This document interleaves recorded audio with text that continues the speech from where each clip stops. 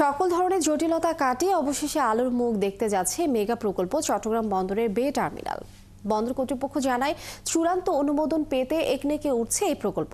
অনুমোদন পেলেই বিশ্ব ব্যাংকের সাথে ৬৫০ মিলিয়ন মার্কিন ডলারের ঋণ চুক্তি করবে বাংলাদেশ।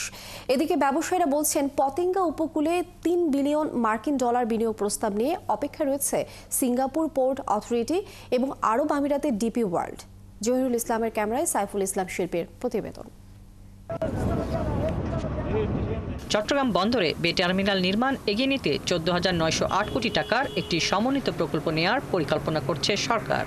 এর মধ্যে থাকবে একটি ব্রেকওয়াটার, নেভিগেশন অ্যাক্সেস চ্যানেল, রেল ও সড়ক সংযোগ সহ অন্যান্য অবকাঠামো নির্মাণ। বাংলাদেশ শিপিং এজেন্ট অ্যাসোসিয়েশনের চেয়ারম্যান বলছেন, প্রস্তাবিত বে টার্মিনাল ২০২৬ সালের মধ্যে অপারেশনে যাওয়ার কথা ছিল, কিন্তু ভূমি অধিগ্রহণ, অর্থায়ন সহ নানা জটিলতায় বারবার পিছিয়েছে কাজ। যেহেতু এটা ডিপ সি পোর্ট না হলেও ডিপ সি পোর্টই বলা যায়, কারণ সেই ডিপ সি পোর্টের ফ্যাসিলিটি এখানে থাকবে।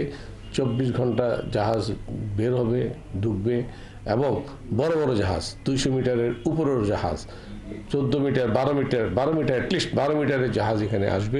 বন্দর কর্তৃপক্ষ জানায়, সব জটিলতা নিরসন করে প্রি একনেকে অনুমোদন হয়ে গেছে এই প্রকল্প।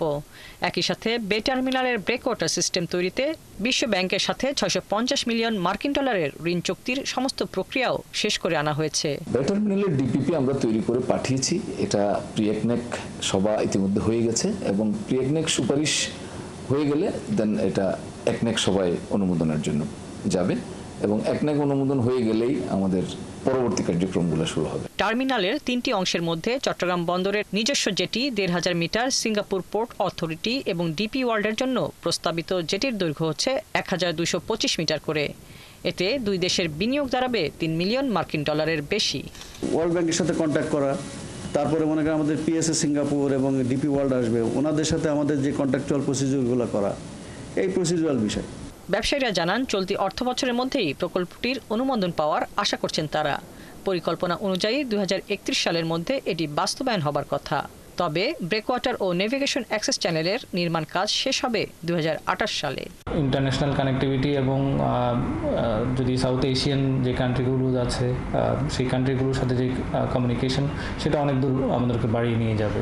সো ফিউচারের জন্য ডেফিনেটলি আমরা এটা অনেক বেশি একটা মাইল ফলক হিসেবে আমরা মনে করি। ২০১৩ সালে সরকার বে টার্মিনাল নির্মাণের নীতিগত সিদ্ধান্ত নেয়। জার্মান প্রতিষ্ঠান হামবুর্গ পোর্ট কনসালট্যান্টকে দিয়ে ২০১৩ সালে প্রাক সম্ভাব্যতা সমীক্ষা হয়। ২০২১ সালে কোরিয়ান কোম্পানি কুনহুয়াকে সম্ভাব্যতা সমীক্ষা ও মাস্টার প্ল্যান করার ওয়ার্ক অর্ডারও দেয়া হয়। প্রতিষ্ঠানটি সম্ভাব্যতা সমীক্ষা করে চট্টগ্রাম বন্দর কর্তৃপক্ষের কাছে জমা দিয়েছে। হাসিবা আলী বর্ণা, ৭১।